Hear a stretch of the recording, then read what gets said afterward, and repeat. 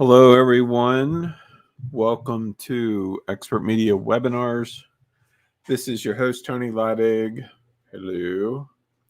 Hope you all had a good weekend and week so far. I know it's only Tuesday. We're getting the tail end of a nor'easter. That means rain, and it'll probably affect the leaf colors. We're at peak right now. But all in all, we're doing good. Kristen and I were out in the mountain this morning and got to see two black bears, which is a fun big deal because they're very rare in our general area. And I think the last one that I saw up in that general area was last June. So, three beers later, 3 bears in a year and a half almost. That's a lot for our area. Further north you go, there's more, but in our area, there's not a lot. But it was really cool seeing them and the messages that they brought. And so that was pretty exciting. Tonight, I thought we would talk about something kind of fun. I've taught on some of this in the past, but it's definitely worth revisiting. I've been spending a lot of time thinking about this fantasy equation and how it plays into what makes us tick, what makes us buy, what makes us be interested in the things that we're interested in, how it embeds into our psyche and all of that kind of stuff. And so I think it'll be a pretty good time. And I'm just checking some renderings.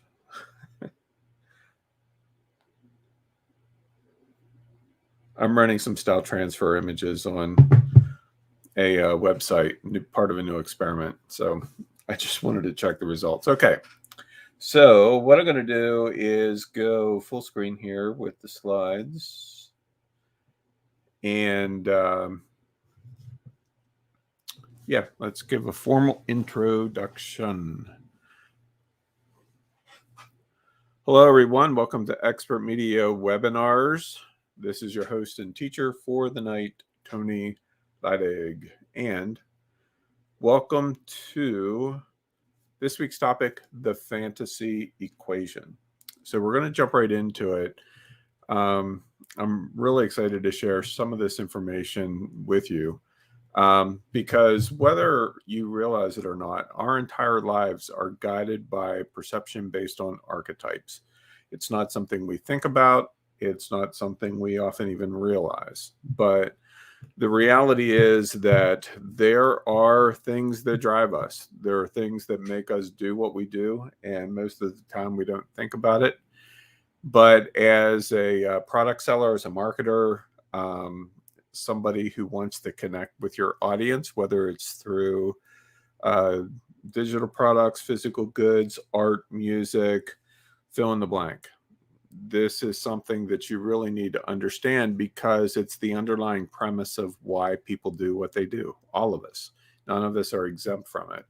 And so we ascribe meaning to people, places, and things based on our own personal stories, experiences, and interest. And a lot of this initially comes from what we're taught when we're raised, people that we are surrounded by, things that we're introduced to as a child, as an adult, our interests in the movies that we watch, the books that we read, even our choice of colors that are our favorites, the food that we eat, all of that has an impact on developing who we are as people.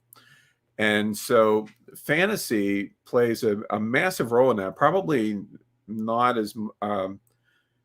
much more than you ever realized. It's a necessary part of our development as people because we learn to develop our loves, our hates, and biases based on fantasy. And that's the way it should be.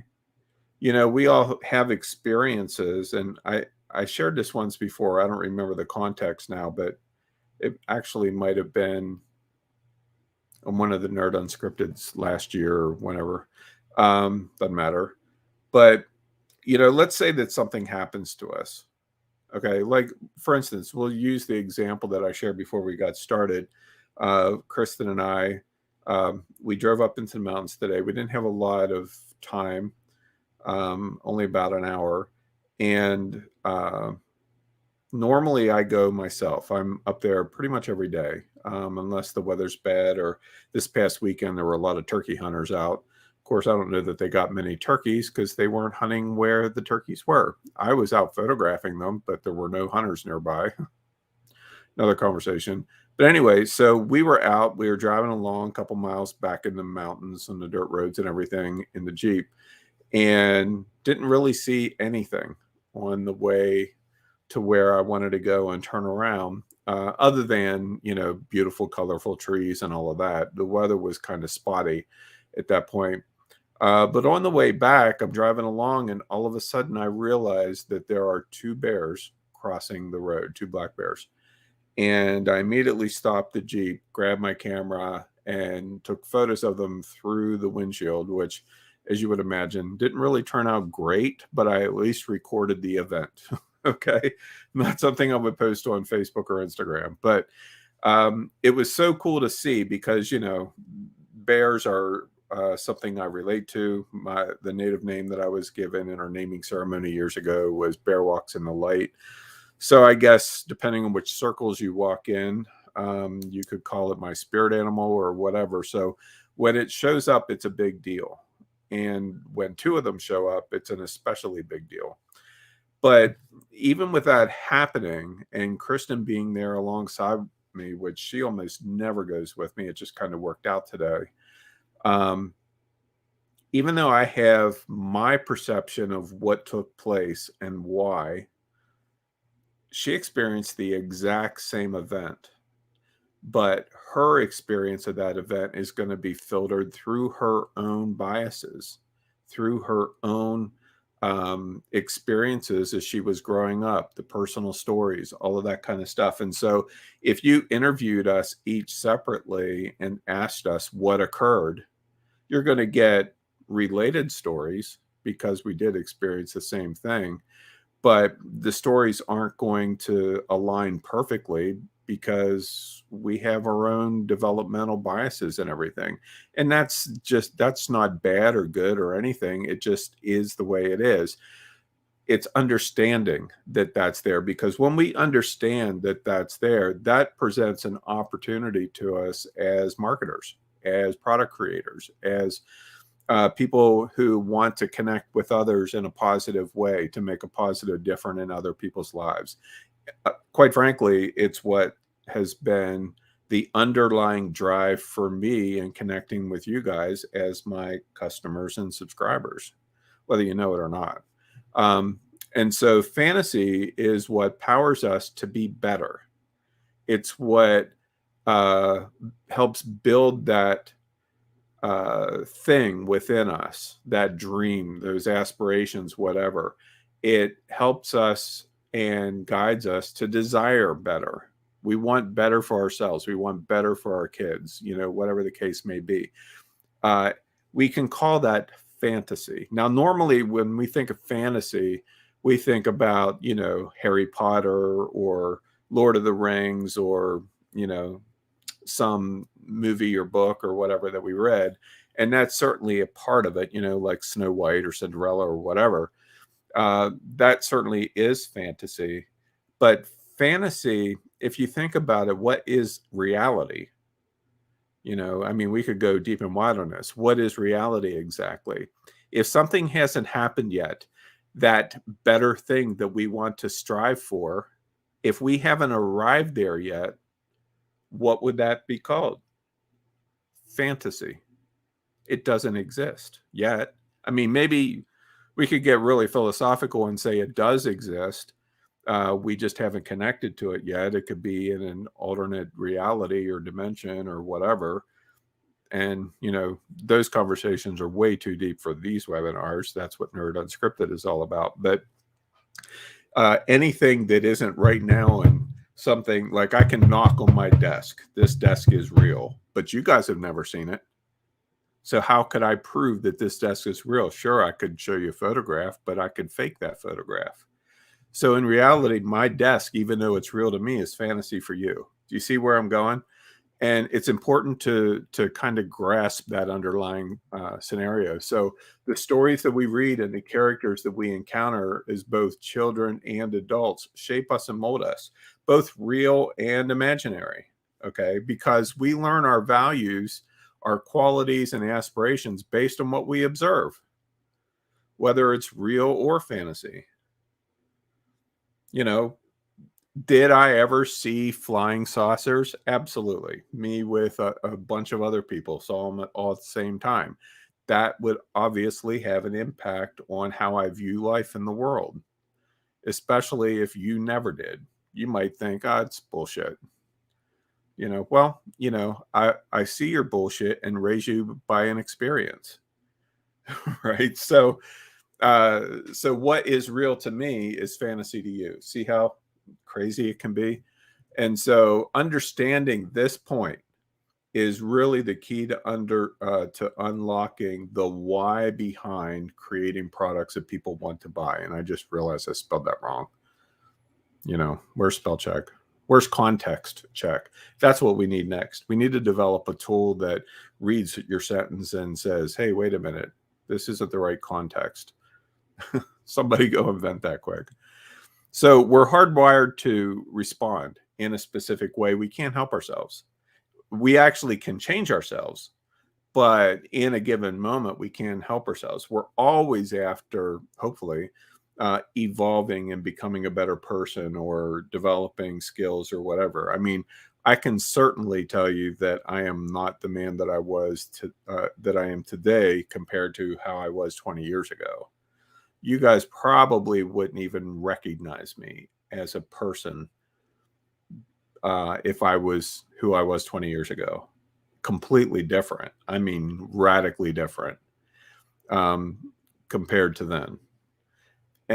But so that's growth, that's evolution. Hopefully, we all achieve that in one form or another. And I believe honestly that we do.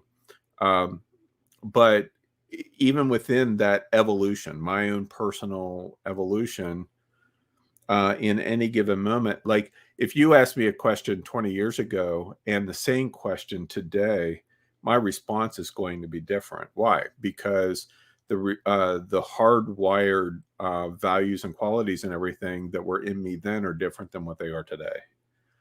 And so as a result, that's how I respond. Now,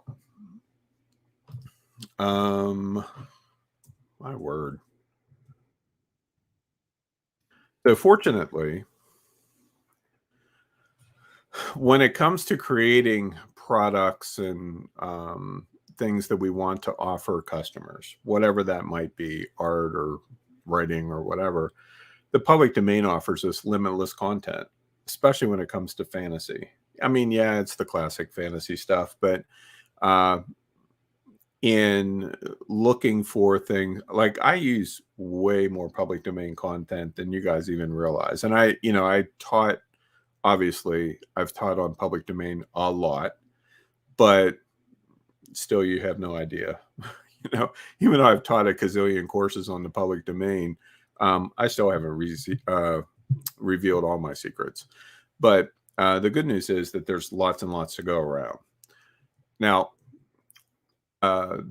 we are aware of the public domain being full of fairy tales, folk tales, legends, myths, and stories. I love those, probably like many of you. And these are really important because a lot of them were created to teach children life lessons, right? To guide them, to explain things that are unexplainable, to make connections with people that otherwise may be challenging to connect, to kind of make sense out of the universe and why we believe or should believe what we believe. So all of these play an incredibly important role. And of course, if they were created before 1926, they're all in the public domain. But most of these stories began I think my mouth just broke. Most of these began as tales in languages other than English. They were translated into English at some point, for sure. We Americans sometimes think we're it in a bag of chips, but in reality, we all came from somewhere else in most cases, unless you're full-blood Native American, and even then, you probably aren't. Like my heritage, for instance, is Scottish, Irish, Welsh, all of that, Vikings, there's, all of those kinds of things, and Native American, of course, from my mom's side. But compared to some of those other Northern European countries, the Native American is a smaller part. And so many of the tales began there, over there, compared to what I've learned living here in the US. And so translation and retelling has shaped many of these now familiar stories, giving them new life. Like if you compare, a certain fairy tale, for instance, or a folk tale, how it was originally told, which was not written down in most cases. It was probably just spoken in a setting or whatever, and then eventually recorded, and then eventually translated, and then told verbally or through other means like movies and radio these days. It shapes them, it changes them, whisper down the row, right? But it breathes new life into them.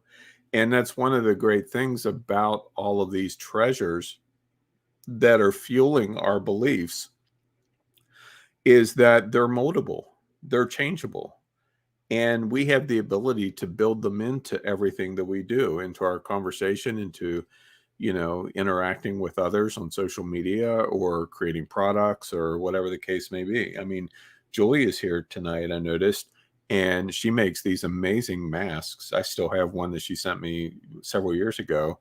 And there's meaning and story behind why she creates them the way she creates them. It really is a form of fantasy, but yet they're wonderful and they look awesome and all of that. And the same is true with the stories, the characters that we come to understand, and the archetypes that power us and power our psyche in ways that we don't necessarily understand, but they're there nonetheless. And Disney, honestly, is the master at this. And we should be as well. You might think, well, I don't have the money or the capital that Disney does, and that's why they can do that. But we don't need their money and capital to create wonderful, amazing things that touch people's lives. They've mastered it, but we can too. Julia says her master called Fantafaces. So, she literally has fantasy built right into the name. That's awesome. That's right. I couldn't remember the name that you called them. So just to kind of give you a little bit of an example of some of the things how Disney has approached using these myths and stories and fairy tales and all of that kind of stuff to really shape generations of children and adults.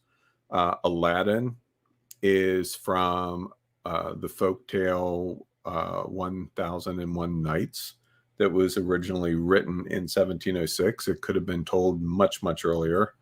Alice in Wonderland came from Lewis Carroll's book that was written in 1865. Beauty and the Beast is from 1775. The Bug's Life is Aesop's Fables, 570 BCE. Cinderella from Grimm's Fairy Tales, 1697. Frozen was from Hans Christian Andersen's Ice Queen in 1845. Little Mermaid from 1837. Pinocchio, 1883. And here's the thing. Somebody put these stories to paper. Did they dream them all up themselves, or did they adapt them from other stories that they heard as children? Was it a combination of the two? In the end of the time, it doesn't matter where they got them from. They plugged in. Like, you could say that in some respects, these stories have always existed. they were just made reality when Hans Christian Andersen put pen to paper, or whatever the case may be. Now, obviously, if you look at the Frozen movies, hugely popular, especially the first one whenever it came out. But does it follow Hans Christian Andersen's story verbatim or whatever? No, they took a lot of creative liberty. Why? Because they could. They wanted to tell the story differently, but still get the underlying essence and meaning across. That's the beautiful thing about fantasy. And whenever you think about the reality that we want to script for our own life in the future, we're writing our own fantasy story. I mean, I can tell you about Kristen and I's goals and plans over the next year and a half, 2 years. We're in the process of downsizing and eventually liquidating everything. We want to sell our store. We want to sell our house. We want to downsize by 95% and go full-time RV. That's something that we want to do. Is it a reality now? No. Do we own the fifth wheel now or a truck to pull it? No. So how do we know that that's going to happen? Well, it's part of our plan, but it doesn't exist now. So you could say that it's fantasy. Okay. And there's a lot of reasons why modern day fairy tales that are inspiring us to do that, combined with our own desires and all of those things. Now, if you're wondering what it's like to downsize a 3,500 square foot house plus a 1,500 square foot play space plus 3 storage units and a full retail store, you don't want to know. It's insane. That's why we're a year and a half to 2 years out, because it's going to take us that long. But it still impacts us in some really cool ways, and our desires and inspiration comes from a whole combination of things, just like yours. I mean, for some of you, the idea of full-time RVing might be the last thing on your mind, and that's okay. Nothing wrong with that. So let's look at a couple more. Princess and the Frog is from Brothers Grimm, right? Robin Hood came from Old English folk tales. Sorcerer's Apprentice came from a poem written in 1797. One of my favorites. I love that. Snow White, 1857. Sleeping Beauty, 1697. Tangled, 1812. Lion King, 1960s. The Jungle Book, 1894. Right? These are all movies and stories that we're familiar with. They certainly are nothing new. Disney's interpretation of them is new, and also protected by copyright, of course. But still, all of these movies, or at least some of these movies, have impacted us. They've impacted our children, maybe our grandchildren, even today, whatever the case may be. Why? Well, the reason why is because it connects to our psyche. It connects to us in some very interesting ways that we don't even necessarily understand. But I mean, like, you could even look at fantasy stories like Star Wars, that George Lucas wrote, and all that's become of Star Wars. I mean, yeah, it got started in the 1970s and everything. But, Star Wars is just the hero's quest. Same with Harry Potter. It's the hero's quest. I mean, think about it. Who doesn't want to be a hero? Who doesn't want to overcome adversity and win the day? Right? We all do. And so as a result, that desire or that quest can take on any number of forms. But we're hardwired for it. We can't get away from it. It's part of who we are. And so that's why all of these stories play a role in one form or another. It doesn't matter if you grew up with Bugs Bunny and the current generation is growing up with, fill in the blank, Sonic the Hedgehog or whatever. The underlying mythos is still connecting to our psyche in a way that is unavoidable. And if it doesn't do that, guess what? It's not going to have any kind of prevailing impact. It'll go away. People won't be interested. They'll be bored. It's like, I can't even relate to this. And we're out. Now, the amazing thing is that we each relate to different things. So So that certainly does account. So Disney has made billions of dollars from these public domain stories and characters in their cartoons and their films and all of that. I have 50 plus. It's probably much greater than that if we really drilled down. I just tried to do a rough count on all the movies that Disney's made, some of which I haven't seen. So there could be more, probably is. So then, aside from their movies, their books, and all that, you have all the additional support products like books, games, dolls, so on and so forth. And it adds even more to the bottom line. So they figured something out. And I found that Disney is a really great case study for wanting to understand product development, for understanding marketing, for understanding how to connect to an audience, political bullshit aside and all of that kind of stuff. When you get down to the core, it's how those movies, books, games, dolls, theme parks, whatever, make people feel. How do they feel? Disney uses languaging to tell us how we're supposed to feel, right? And it's in their marketing. They show us pictures that we're happy and having a good time. I mean, any good marketer would do that, and so we can learn a lot from them. And so finding public domain stories with relatable characters and create kid-friendly versions, plus adapt the story using their script formulas, which are all based on archetypes, equals success. We can't escape that. Now, I'm not telling you that you should go out and create your own movies or create a new book that's a variation of an old book in the public domain or whatever. That's kind of not the point here. Although you certainly can. And with some of the new illustration techniques and everything that I've been teaching using AI over the last 18 months, there's a lot of opportunity there as well. But let me just give you an example. It just popped into my mind, so I'm going to use it. So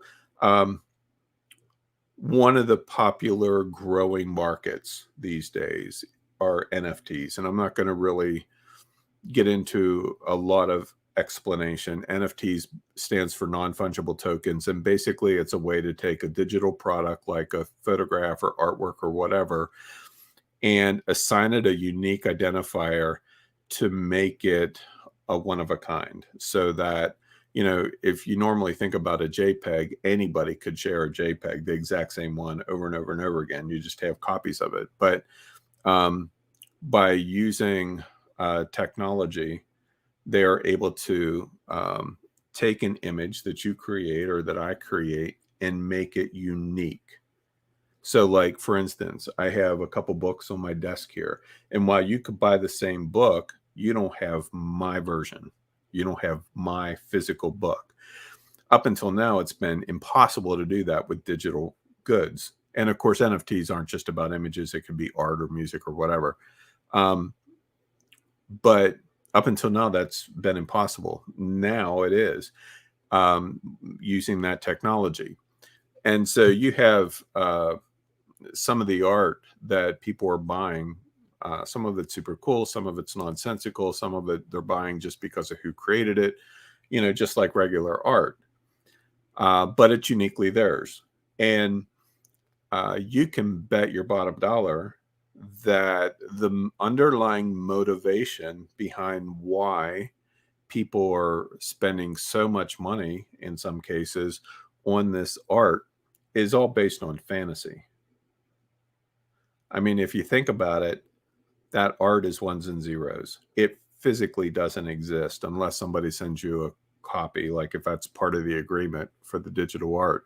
But most of it doesn't exist. So it's all fantasy. And some of it absolutely is driven by the interest and impact and all of that people have.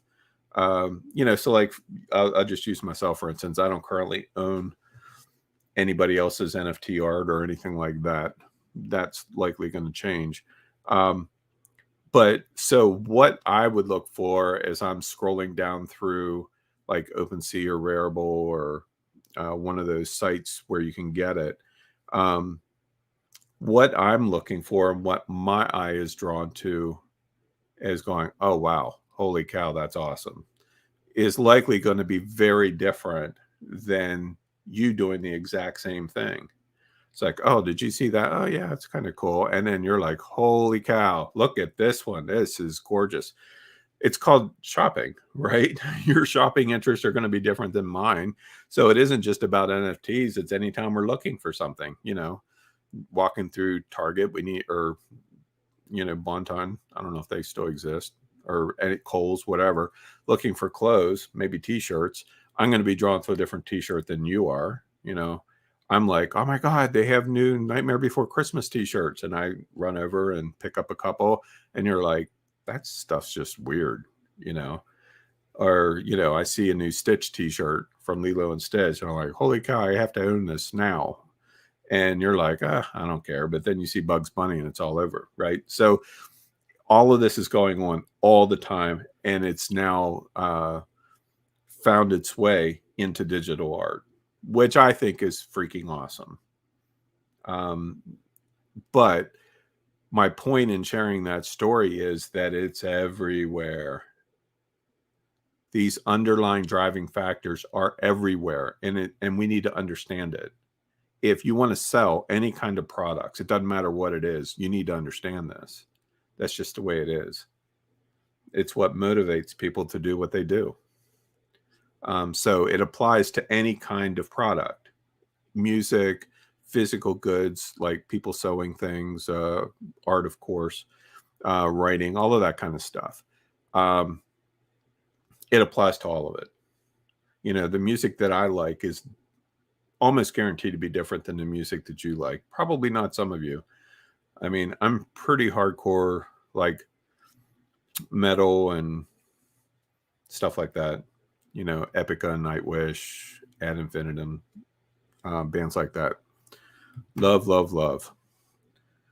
But anyway, so fantasy also works well because stories in and of themselves can be easily invented. Because illustration styles and trends constantly change.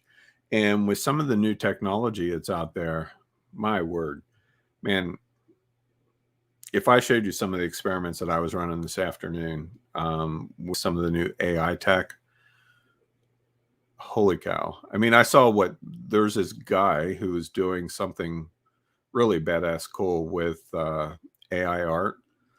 And I couldn't for the life of me figure out how he did it at first glance. And long story short, it took me about 15 minutes to duplicate what he did because, I'm so immersed in it all. But it's just crazy. I mean, I'm going to give you a hint of what I discovered today. I'm not going to show you anything, but I'm going to give you a hint. I'm a big fan of public domain. And of course, when it comes to copyrighted material, we can't touch it because it's protected by copyright. But what if I could show you a way to take copyrighted material and turn it into public domain material legally? Wouldn't that be something else? Yep, that's what I figured out today. Never thought about it before. It's the craziest thing ever. Another conversation for another time. So how scenes and characters are portrayed is subjective, right? Like if we were each of us who are here today, which there's not a huge number of us, but if we were each given, okay, I want to give you a character. We're going to say that it's a bear. It's just a bear. I'm not going to tell you, black bear, grizzly bear, or whatever. It's just a bear. And I want you to tell me a story on this bear's adventure to find a place to hibernate for the winter. That's all that you have to go on. Okay. I can guarantee you that for every single one of us that's here, our story is going to be different. Why?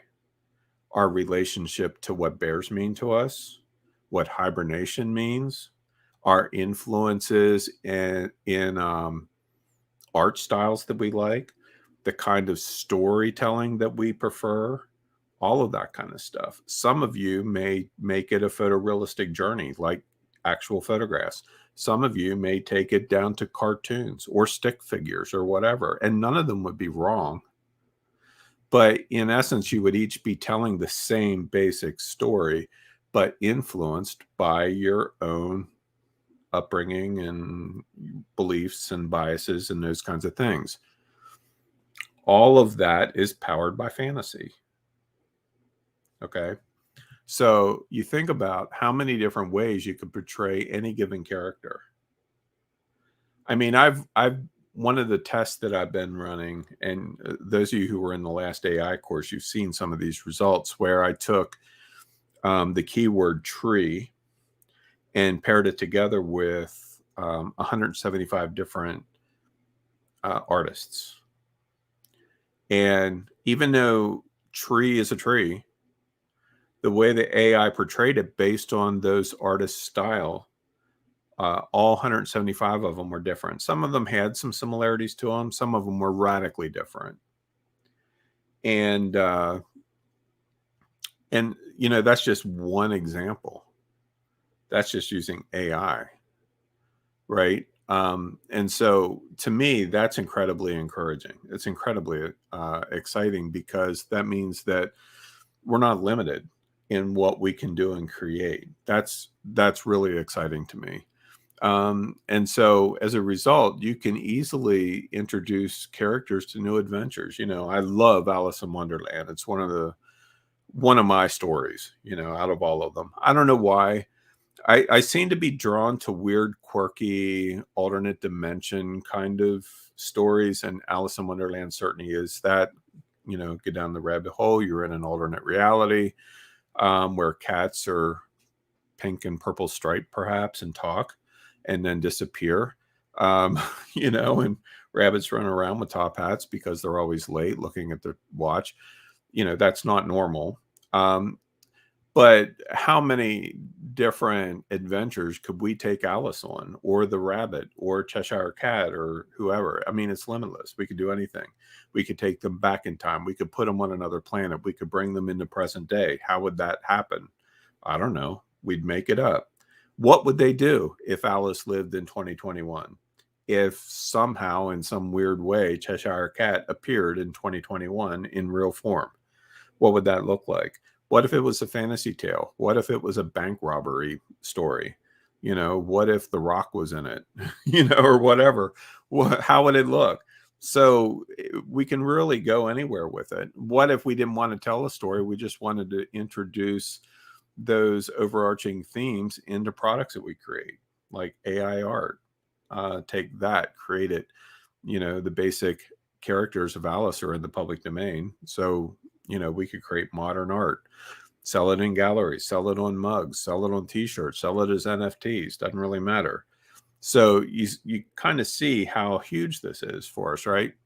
So modernizing stories and characters, blending them together, you know, pulling multiple stories or multiple storylines. Like what would happen if Alice bumped into Aladdin looking for his magical lamp?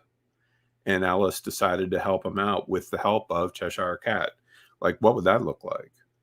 I don't know. Could be fun, you know, especially if Cheshire finds the lamp first and then makes it disappear. That could be especially fun.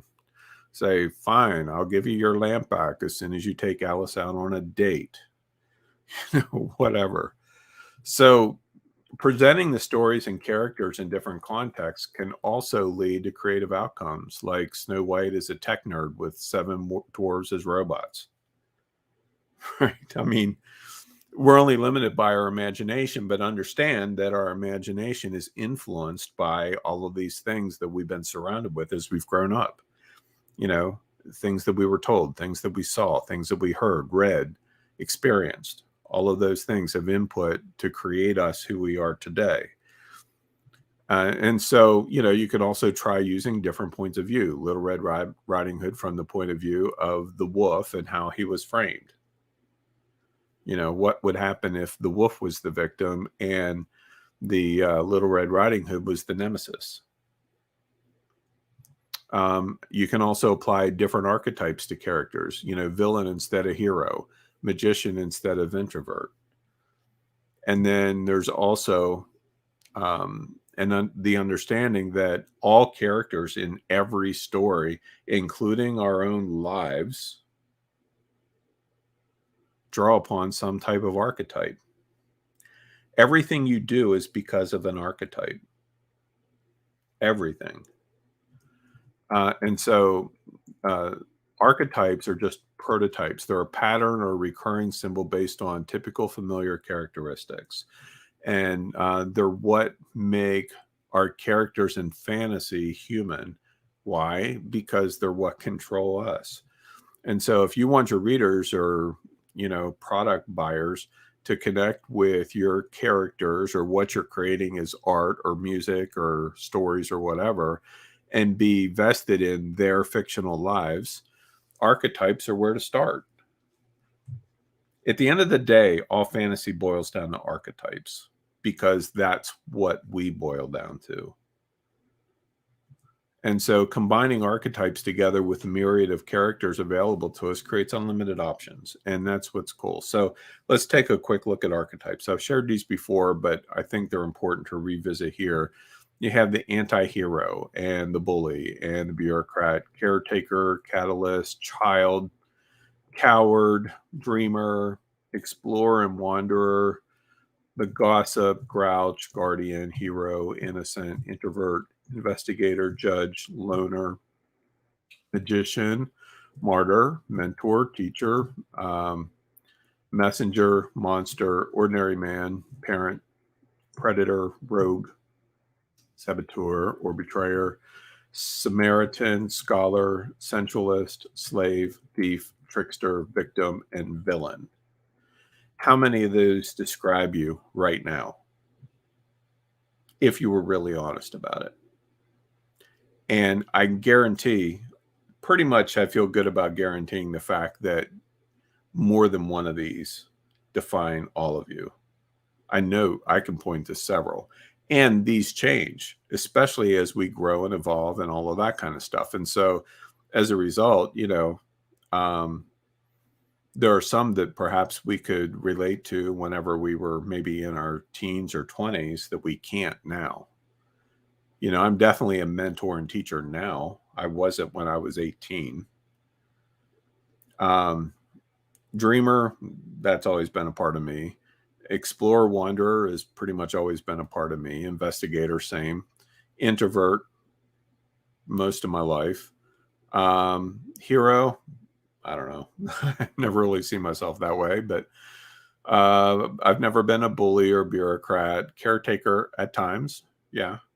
Catalyst, hopefully, at times. Child, obviously, sure. Martyr, not yet, and hopefully never. But that's a state of mind. Understand? Doesn't necessarily mean that you have to die. Okay. Monster, parent, yes, parent for sure. Monster, not that I'm aware of. So we can each go down the list and ascribe meaning to some of those immediately is like, oh yeah, it's totally me. And others like, never, and so we can look at this list. I think there's 36. We can look at this list and think some are positives and some are negatives. But the reality is that's just not true. They're neutral. They're not positive or negative. We think some are negative, like monster, because our belief system and our influences as we grow up have equated monster as bad. But does that make it bad necessarily? No. Same with anti-hero. An anti-hero isn't like a villain. Anti-hero is just somebody who helps people who don't necessarily see themselves as a hero. It's not necessarily, and even villain, we see villains as the bad guy. Well, in today's age, we have a lot of bad guys who are being portrayed as good guys, and vice versa. So what exactly is a villain? Is it good or bad? Who knows? We see cowards as bad, as weak. But are they really that? No. These are all neutral, and they all combine together. And so as a result, all of the fantasy, the point I'm getting to is that our lives are fantasy. But we have these influences and we can't escape them. They're all hardwired into us in one form or another. And so we can move from one into another without even really thinking about it, which is why, because it affects all of us, it's important to understand these. Because as we understand these and then apply them to what we're doing from a marketing perspective, from a product creation perspective, from a writing or art perspective, videos, from interacting on social media or whatever, people can relate to us. That's how we relate. Bunny says, I'd rather live in fantasy than reality. Well, the reality is that you are. And here's an aside to that. Here's what's kind of beautiful about that. We talked about choice and alignment last week, right? Simple choice and aligning to a different archetype can change your current reality in an instant, right? In essence, I'm building off of what we talked about last week. Just aligning different, making a different choice. I've been a coward most of my life. I've been a victim most of my life. But you know what? I'm freaking tired of being a victim. It's time for me to live differently. Boom, choice.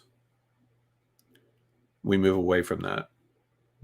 So, really incredibly cool. Now, just because I like to give resources and stuff, I want to share some resources with you regarding content that we can borrow from and use from a product creation perspective, whatever form you'd want to see that take on. And these are all in the public domain. You know me, I love public domain. So I'm just going to give you a list here, and I'm just going to go down through them. Stock characters, mythical creatures, legendary creatures, mythological places. So it isn't just people or characters or whatever. It's essentially people, places, and things, right? That's what it all entails. And by people, I'm talking about living, breathing animals, really, because sometimes we think we're better than animals, but when you watch animals, I may beg to differ at times. um People can be horrible based on their influences or not. Fictional locations, characters in fairy tales, um all of those. And if you want to screenshot, I fully intend on uploading the PDFs of the slides for these. I just haven't yet in the replay area for this course. But I'll make sure that I get this one up there so that you have this as a resource to draw upon, because I think you'll find it really cool. And then, of course, you have animals of all kinds, right? So dog breeds, cat breeds, horse breeds, domesticated animals, extinct animals, dinosaurs. You know me, I love dinosaurs. And so this is just a small list of resources that are available to us. Most of them are on Wikipedia, at least on this slide. Actually, a lot of them on the previous slide as well. And so we can pick and choose. We can do whatever we want with these things, right? And these are just characters and in some cases, places. And so by taking those and working them into our own interests, like how powerful can that be? Now, Laura, or Julia, I'm gonna pick on you because you're here, and we were talking about your awesome masks earlier. I'm not sure if you're still here, but if you are, I'm gonna pick on you anyway. And I mean that in the best possible way. I don't recall, because it's been a while since we talked about your Fanaface masks, but I don't recall if when you share those masks for purchase and everything at the shows and everything, if you include stories or not. Do you do that? Do you have like written stories that go along with the masks? Oh, hey. So do you have written stories that go along with your masks, or have you created stories with them, or do you just present them, here they are, in the various different kinds of feathers and all of that? I'm just curious, because I don't remember if you shared that in the past or not. So I'll give you a moment to respond. If you don't, it could be a really cool way to just kind of increase the connection with the mass to your potential customers. And if you already do, that's awesome. Now, the story doesn't have to be real. I mean, you can make it up. But what I found in connecting to retailers like in our store, especially with our own personal product lines, people will buy a story as much as they will a product, or they'll buy a product because of the story, because you're creating a sense of reality around that product. And we can all do that, of course, because as I mentioned earlier, reality is just fantasy anyway, right? So, and if you don't want to say one way or the other, that's fine. I know that there is a delay between what you hear and what you share. I'm working on changing the latency so that that delay is less, but it's part of the technology. But I was just curious. Something to think about if you don't. All right. Okay, here she is. No stories. In my Etsy pages, I do offer the concept that they can become a bird, hero, wicked witch, wizard, fairy, or so many of the things when they put it on. Yours was a tiger concept behind it. So in a sense, you are kind of suggesting that. And what's cool is in so many words, you're actually drawing on archetypes in one form or another, which is, so in essence, you are. But you may want to think about telling a story. Now, the negative side to the story, and what we found is, in some cases with us, when we've told a certain story, people say, oh, well, I don't get that at all, but here's what I think. And then they create their own story. So by you presenting it the way you did, you're kind of leaving the door open for people to create their own story around what they see visually. And that works as well. It's just a matter of connecting to your audience in a way that makes them say, I have to have this in my life. So like, for instance, one of the products that I sell through Magical Bear is a smudge kit. But you can buy them anywhere. So, well, maybe not anywhere, but a lot of people sell similar things. But it's the connecting story that can make the difference between whether somebody buys or not. Like, for instance, I know some of you have tarot decks and oracle decks, and some of you don't, or don't believe in those or whatever, and that's fine. But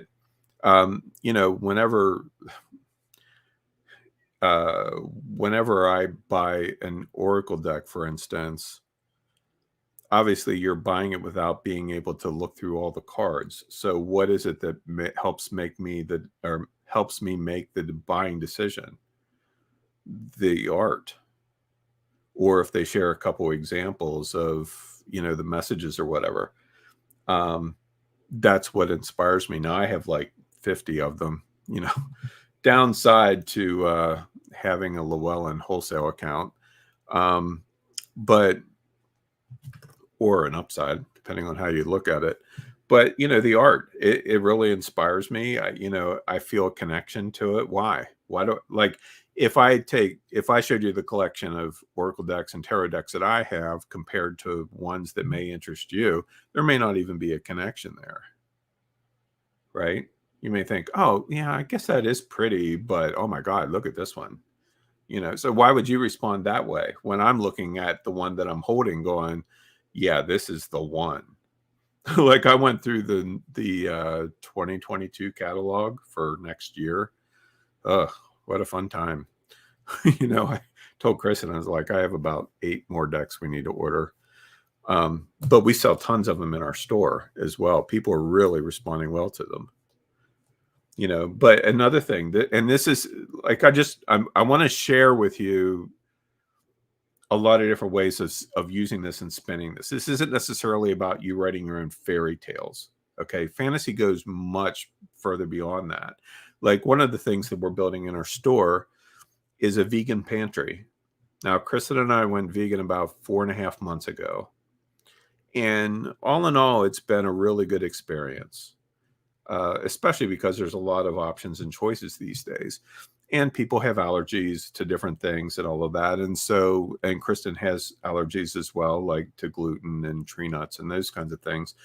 And so for us to pull together a lot of options that are safe for people, we can connect to them through the stories that we tell about those products, the languaging that we use whenever we're selling them. All we're doing is tapping into not fairy tales from the sake of fantasy, but we're telling the story based on archetypes, if you really drill down into it, in a way that people can relate to it.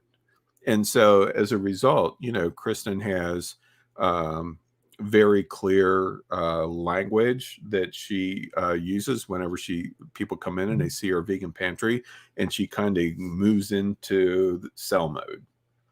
But it's in a way that helps people catch the vision of why we're doing what we're doing. And so as a result, they're like, "Oh my God, I need this in my life." And 5 minutes earlier, they didn't even know that product existed. Well, how do we go from them not even being aware of a product to them buying a half a dozen of them? It's the stories. And the stories connect to them based on their own cognitive biases and those kinds of things, their own sensitivities, you know.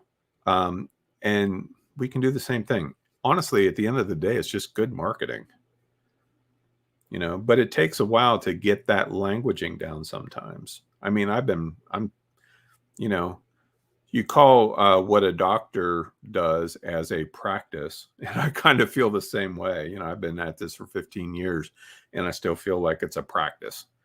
But I think I'm getting a little bit better. And Valerie actually brings up a really good point. She says it's your stories that move us to purchase all your products.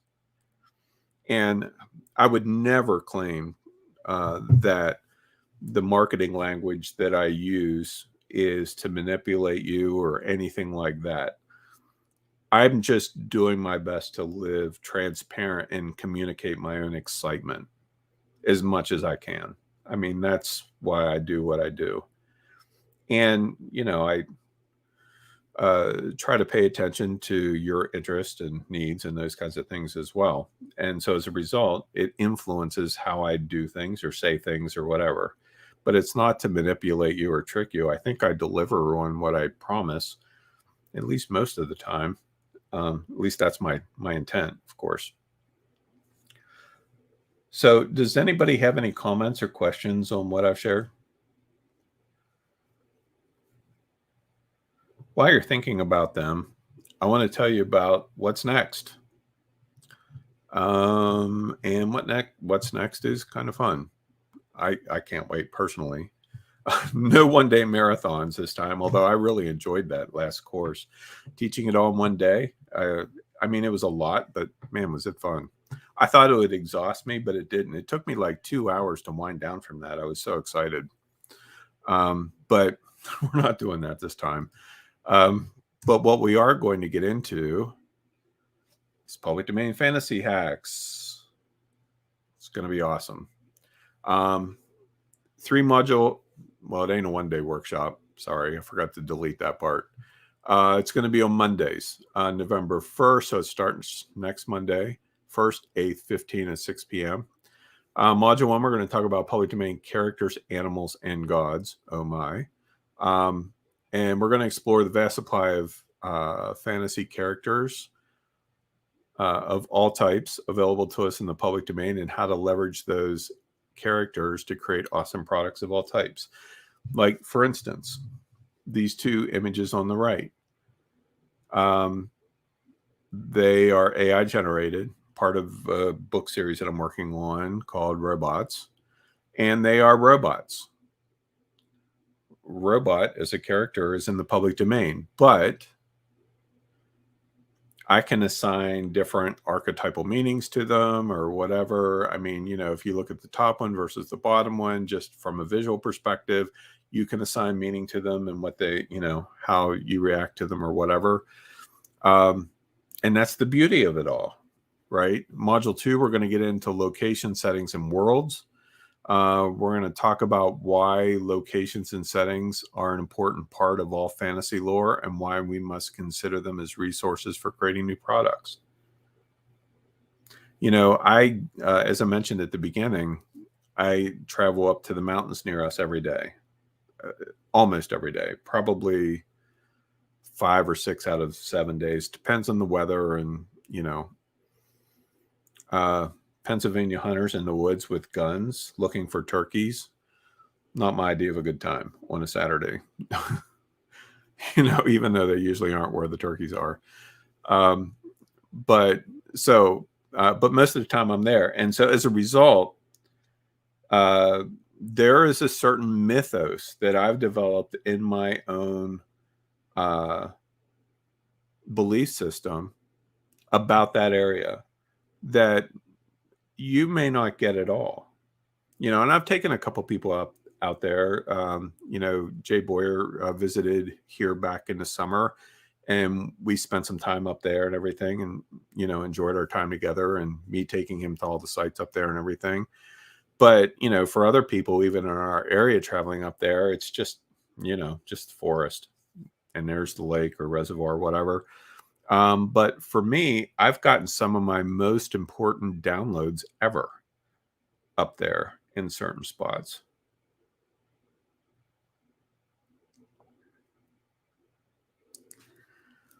And apparently I can't talk about those right now because then I'll start to cry, and that isn't a good thing. So to me, that setting and location is magical. And for you guys, you've never been there. You've never really heard about it much. So it has no meaning to you. But that's the beauty of it all, right?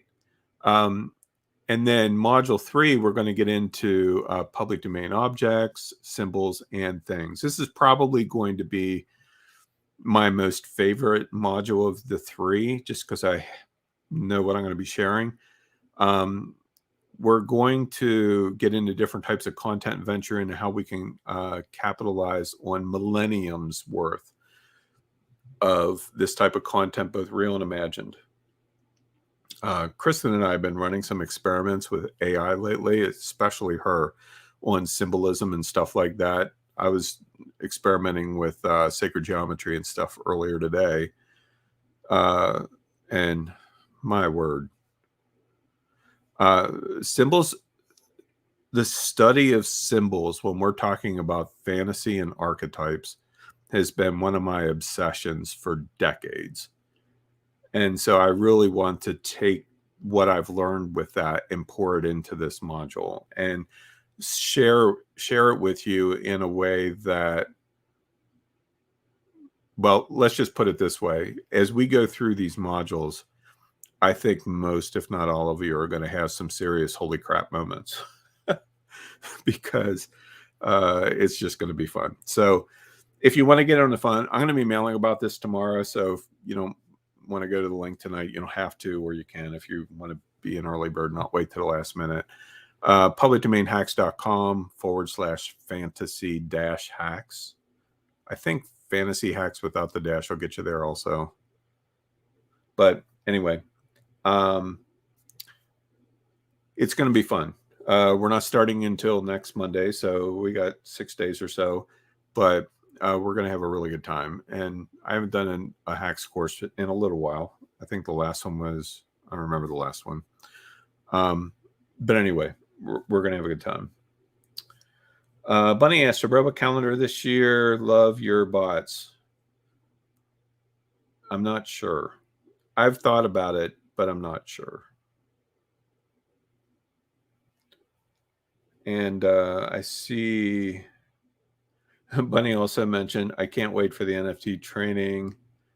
And I see my bride kind of snuck in here under Unscripted and Magical Life, saying that the NFT training is going to be awesome. It is, but don't give away our secrets yet.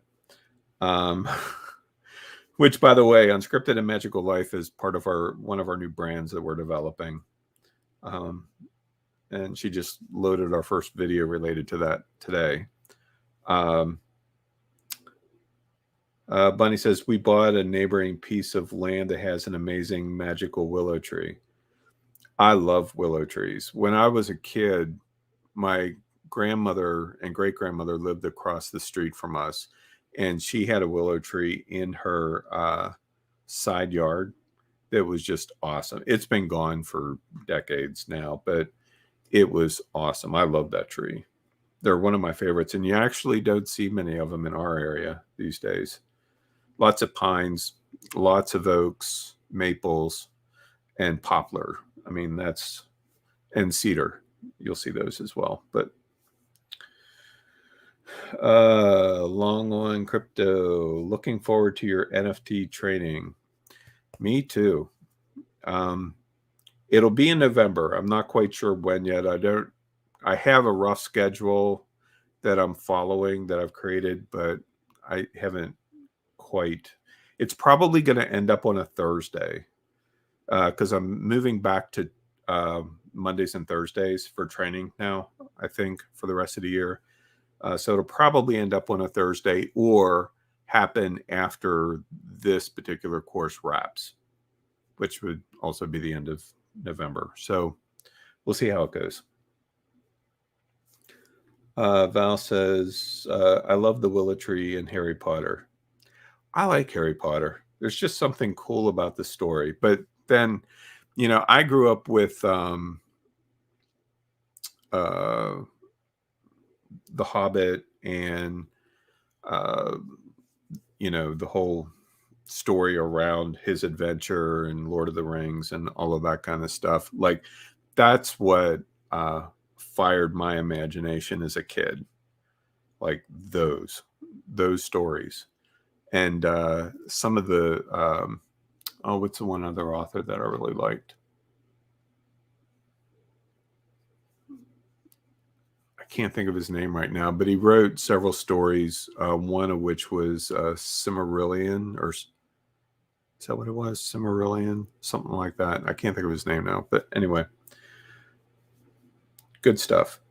It's part of my influences, part of the reason why I am who I am today, were some of those books. Bunny says, the deer all sleep there. That's awesome. See, I would want to put a trail cam up. Put it right on the willow tree or whatever, something nearby, just to capture the pictures of seeing that. I love deer. I used to hunt them when I was younger, but never shot any. I really, even though I hunted as a teenager, I realize now that I just wasn't good at it. I just wasn't good. I mean, I remember going turkey hunting and I'd hear it call, but couldn't see the darn thing. And then finally it was getting dark and I decided that, I'm getting out of the mountains because it was getting dark. And I stand up and I see movement. And what I didn't realize was the turkey was literally sitting in the tree directly above me. He could have pooped on my head.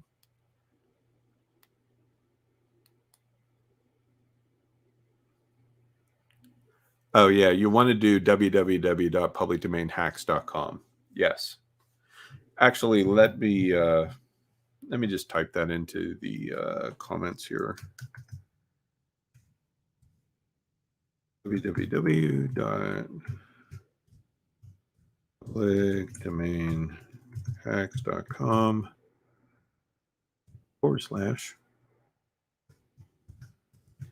/fantasy hacks. Thanks for letting me know that, Tom. I appreciate it. So, I don't know if that makes it a clickable link. That's the link. I guess it isn't clickable, but you get the idea.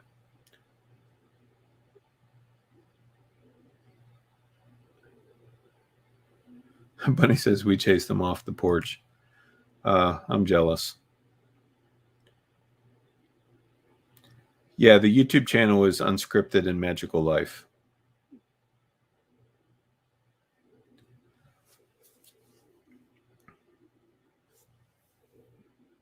Oh, and apparently it is clickable. I know it's clickable in my slides.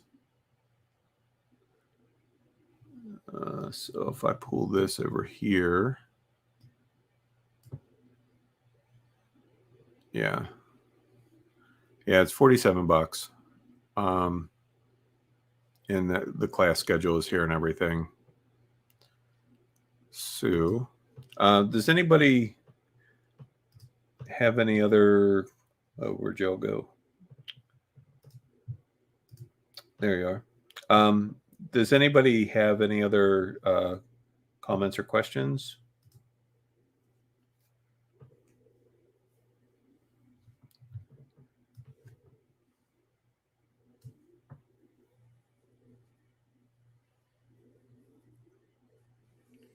By the way, I will say, those of you who took the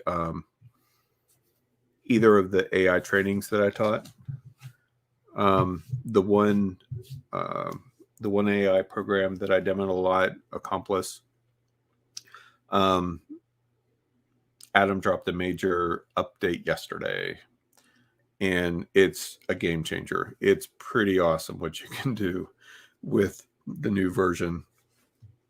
And I also noticed that Night Cafe just added some new features as well.